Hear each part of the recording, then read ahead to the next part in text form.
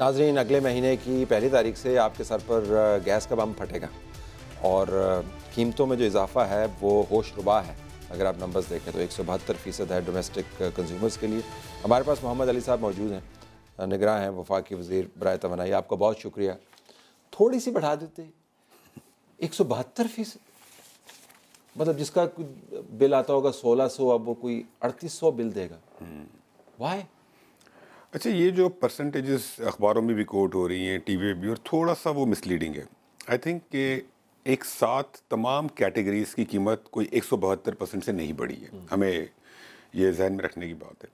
हमारे पास जो कैटेगरीज हैं, हाउस होल्ड्स हैं, कमर्शियल हैं, दुकानें हैं, इंडस्ट्री है, फर्टिलाइज़र है, पावर, बहुत सारी कैटेगरीज हैं।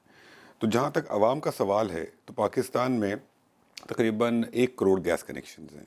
तो हमारे शहरों के अंदर ही गैस मिलती है, और उसमें से तकरीबन जो 60% कनेक्शन हैं उनकी कीमत सिर्फ 400 रुपये पर मंथ बढ़ी है। 10 रुपये से 10 रुपये फिक्स मीटर रेंट था, वो 400 रुपये बढ़ा है। तो काफ़ी होता है वैसे। अब देखिए, अगर आप 10 रुपये से 400 कंपेयर करेंगे तो, लेकिन ये उन लोगों के लिए है वो रियली टुवर्ड्स दी निचली साइड पे हैं। हाँ, लेकिन आप देखें, प्रोटेक्टेड भी थे ना पहले, अब उसमें 390 रुपये आपने बढ़ा दिया। अभी प्रोटेक्टेड हैं वो। लेकिन आपके पास हल क्या था? ये हुआ ये कि पिछले कई सालों से गैस की कीमतें नहीं बढ़ाई गई। वो अगर हर साल आहिस्ता आहिस्ता बढ़ाई जाती तो इतना इम्पैक्ट नहीं आता। अब आज पाकिस्तान को तकरीबन गैस में 400 अरब का नुकसान है। अगर आप नहीं बढ़ाएंगे तो एक साल बाद 400 अरब का नुकसान और हो जाएगा। तो इकोनॉमी में जो हम आज कंप्लेन करते हैं कि इंटरेस्ट रेट ज़्यादा है, फिस्कल डेफिसिट है, नुकसान है, महंगाई है, तो इस तमाम चीज़ों की बहुत बड़ी वजह है कि हमने माजी में सही फैसले नहीं किए। लेकिन डिवास्टेटिंग है ना लोगों के लिए। देखिए, 60% जो कस्टमर है, अगर उसको 400 रुपये देना है, मिनिमम वेज हमारे यहाँ तकरीबन 25-30 हज़ार रुपये है, तो 400 मफरूज़ा यही है कि मिलती है मिनिमम वेज इतनी ही। हाँ, लेकिन 25-30 हज़ार आज की तारीख में, मफरूज़ा ये भी है कि गैस आती है।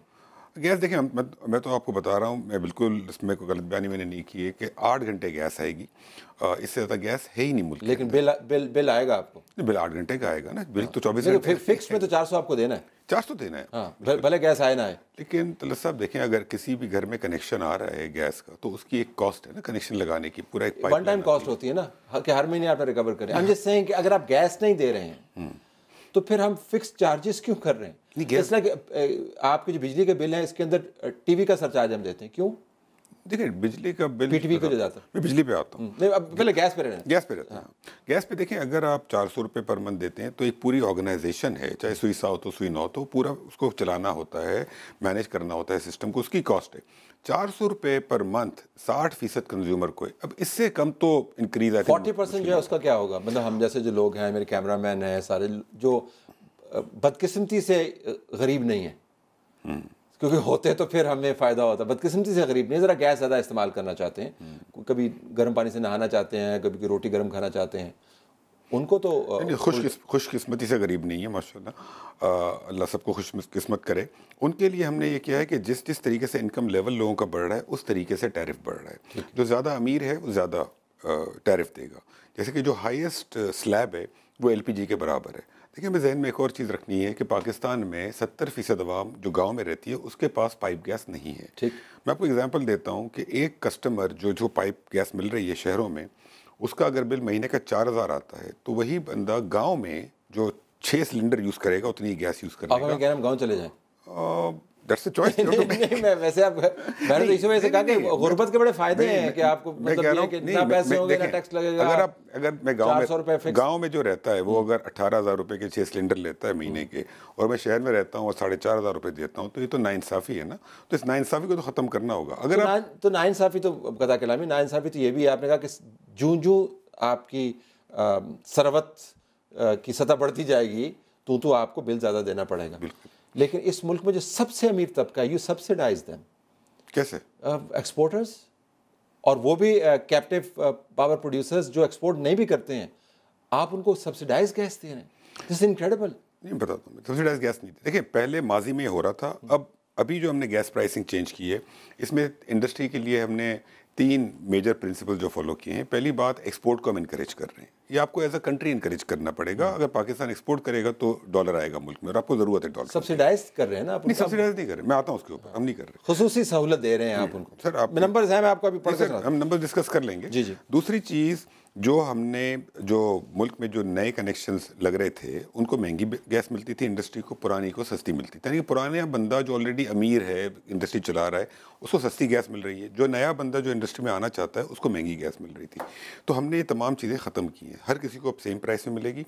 दूसरी बात ये कि इंडस्ट्री को पहले 1100 रुपये में मिलती थी जो गैस एक्सपोर्टर को, वो रेट अब 2050 हो गया। जिसको 1200 मिलती थी तो 2600 हो गया। तो एक इसमें सब्सिडी कितनी? सब्सिडी इसके अंदर बेस लाइन बीइंग जो आपने 172% बढ़ा, बेस लाइन बीइंग सब्सिडी घरों में जा रही है। सब्सिडी घरों में आज की तारीख में भी वो क्रॉस सब्सिडी होगी ना, आप मुझसे लेके गरीबों को दे रहे हैं ना, वो भी एक अनफेयर। नहीं। हाँ। हम इंडस्ट्री को जो आज भी गैस चार्ज करेंगे, टोटल जो कलेक्शन करेंगे इंडस्ट्री से 130 अरब रुपए एक्स्ट्रा करेंगे और हम घरों में सब सपोर्ट इंडस्ट्री ने अपने पास नहीं रखना ना, उसने तो मुझे पास ऑन कर देना है। इंडस्ट्री को कौन सा नुकसान है? आप इंडस्ट्री को अगर एक्स्ट्रा चार्ज करेंगे तो वो तो अपने प्राइसेस बढ़ा के आगे पास ऑन कर देते हैं। लेकिन इंडस्ट्री को देखें, 130 अरब रुपए इंडस्ट्री एक्स्ट्रा पे करेगी जो कि घरों को फायदा होगा घर पर। अब अगर आप इंडस्ट्री को एक हद से ज्यादा बढ़ा देंगे तो पाकिस्तान में इंडस्ट्री चलेगी ना, एम्प्लॉयमेंट होगी। तो आपको कभी कोई गरीब एक्सपोर्टर पाकिस्तान में नजर आया आज तक? They all make a lot of money. तो ये जरा कैप्टिव पावर के ऊपर जाइएगा कि जिन लोगों ने अपनी फैक्ट्रियों के अंदर लगाए हुए हैं बिजली बनाने के कारखाने, फिर उसको आप गैस देते हैं, उससे बिजली बनाते हैं, फिर वो और बहुत इनएफिशिएंट है वो है ना, 30% पे ऑपरेट करते हैं। यानी ऐसे लोग जो अपने मामलात को 30% एफिशिएंसी पे चला रहे हैं, आप उनको निस्बतन खुसूसी सहूलत मुहैया कर रहे हैं और वो रिचेस्ट तबका है। वाई? देखिए, एक बात पहले हम क्लियर कर लें कि जो रिच तबका है उसके ऊपर हमने ज़्यादा बर्डन डाला है। ये मैं क्लियर कर दूं आपको। घरों के अंदर जो ज़्यादा कमाता है, जो महंगे इलाकों में रहता है, उसका रेट है 4000 रुपये पर यूनिट और गरीब का रेट है कोई 200 रुपये पर यूनिट। बहुत फ़र्क है ना। हमने जो ज़्यादा रिच लोग हैं उन पर ज़्यादा लगाया है। सेकेंडली, एक्सपोर्ट के अंदर भी जो एक्सपोर्ट इंडस्ट्री है उसको प्रमोट किया है, लेकिन जो नॉन एक्सपोर्ट है उसको प्रमोट नहीं किया हमने। उसका रेट हमने ज़्यादा रखा है, 2600 रखा है बमुकाबिल 2000। यहाँ तक कैप्टिव का सवाल है, कैप्टिव इनएफिशिएंट प्लांट्स हैं, मैं मानता हूँ आपकी बात, लेकिन हम रातों रात सारे प्लांट्स को बंद नहीं कर सकते। एक रियलिटी ये है कि साउथ के अंदर बेतहाशा इंडस्ट्री है जिसके पास बिजली का कनेक्शन ही नहीं है। उन्होंने आज तक कराची इलेक्ट्रिक से कनेक्शन ही नहीं लिया। अगर उनको कैप्टिव बंद कर देंगे तो बंद हो जाएंगी। हमने पहले स्टेज में कैप्टिव का रेट बढ़ाया है एक काफ़ी हद तक। अब आने वाले वक्तों में रेट और बढ़ाना पड़ेगा जो भी इनएफिशिएंसी है, लेकिन ये चीज़ें सही करते करते थोड़ा वक्त तो लगेगा ना। हमने एक बहुत बड़ा स्टेप लिया है कि आज की तारीख में इस मुल्क में गैस का नुकसान ख़त्म कर दिया हमने। सनतकारों के लिए जो एक्सपोर्टर्स नहीं हैं उनको जो परसेंटेज वाइज गैस मिल रही है वो दरामदी गैस की कीमत का 29% के बराबर है। शहबाज राना की स्टोरी से मैं कोट कर रहा हूँ। मैं आपसे ये जानना चाह रहा हूँ कि जो इनएफिशिएंट कंपटीशन के अंदर बंदे काम करने वाले हैं उनको हम कब तक प्रोलॉन्ग करते रहेंगे? क्या वो जो आप कैप्टिव प्रोड्यूसर्स हैं उनको गैस देने के बजाय आप IPPs को दे दें? वो बिजली बेहतर बना सकते हैं या बिजली सस्ती हो जाएगी? Isn't that the kind of trade off that you're looking at या नहीं? या बिल्कुल। इन एन आइडियल वर्ल्ड यही होना चाहिए। IPPs आपके 50, 55, 60% एफिशिएंसी भी चलते हैं, उनको आप गैस दें, बिल्कुल सही बात है। लेकिन आपने एक मुल्क में पिछले 10 सालों में कैप्टिव प्लांट्स लगाए हैं और उनको आपने गैस के कॉन्ट्रैक्ट्स किए हुए हैं। अब रातों रात अगर आप बंद कर देंगे तो बेहिसाब लोग इस मुल्क में बेरोजगार हो जाएंगे, फैक्ट्रियां बंद हो जाएंगी ना। तो आपको स्टेप वाइज करना होगा, आप ओवरनाइट नहीं कर सकते सब कुछ सही। देखिए, एक बहुत बड़ा स्टेप लिया। अब अगले स्टेप में एज आई सेड कि इवेंचुअली पाकिस्तान में जितने इनएफिशिएंट प्लांट्स हैं कैप्टिव, उन सबको गैस बंद हो जानी चाहिए। ठीक, लेकिन इवेंचुअली हो जानी चाहिए या हो जाएगी? देखिए, अब हम तो अगर जो आपकी जो ट्रैजेक्टरी ऑफ प्लानिंग है उसके अंदर हो जाएगी, हो जानी चाहिए। इसलिए कि अगर एक प्लांट 30% पर, एक 60% पे, 60% वाले हो गया तो होना ही चाहिए। ये तो एक वेस्टेड इंटरेस्ट है जिसकी वजह से तमाम चीज़ें चल रही थी और एक स्टेप अब ले लिया गया इस डायरेक्शन के अंदर। ठीक, आपने कहा था कि बिजली के बिल जब बढ़े थे, आपको मैं इंटरव्यूज़ देख रहा था, आपने कहा कि IMF को हमने तजावीज़ दी, उस वक्त बड़ा प्राइम मिनिस्टर साहब ने भी उसके ऊपर फोकस किया, फिर बड़ी खबरें आई, हम सारे इंतज़ार करते रहे कि पता नहीं अब क्या होगा। कुछ भी नहीं हुआ, आराम से हम वही बिल देते रहे। तो मतलब आपने समझ लिया पाकिस्तान की साइकी कि आप ये जो मुश्किल वक्त जो है ये इंटरव्यू करके गुजार दें, उसके बाद लोगों ने बिल दे देने। So what happened to that initiative? देखें, नीयत को ख़राब नहीं थी। प्राइम मिनिस्टर साहब ने भी कहा, मैंने भी टीवी पे आके कहा था और हमने IMF को तो प्रपोजल दिया, IMF से नेगोशिएशन की बातचीत की। जो हम इंसेंटिव देना चाह रहे थे लोगों को, हम लोगों का जो एक एक्सेस बिल आया था अगस्त के अंदर, उसको हम 6 महीने में स्प्रेड करना चाह रहे थे।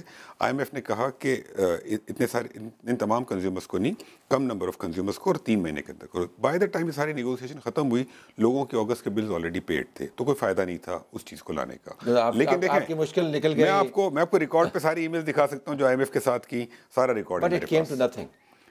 आई don't think it came to nothing. Policy में स्ट्रगल इज नॉट ग्लोरी ना जी, आउटकम इज ग्लोरी। देखिए, तो आउटकम तो नहीं हुआ ना, नहीं, आपकी मजबूरी है ना। अगर आईएमएफ ना होता तो हम खुद फैसला कर लेते। अब आईएमएफ तो हमने इनहेरिट किया है ना। और दूसरी बात ये कि आईएमएफ के होने के फायदे भी बहुत सारे हैं। बहुत सारी गवर्नेंस जो हो रही है आज इस मुल्क में, उन्होंने इन्फोर्स की हुई है। नेगोशिएशंस टुवर्ड्स द एंड होने वाले आईएमएफ के साथ, अभी रिव्यू में आप जा रहे हैं। आप अपने सेक्टर के हवाले से यू आर कॉन्फिडेंट कि you have ticked all the boxes? माशाल्लाह, all the box. Elect power, petroleum, all the boxes. Gas price बढ़ानी थी, एक था कंडीशन, वो भी this was an IMF condition.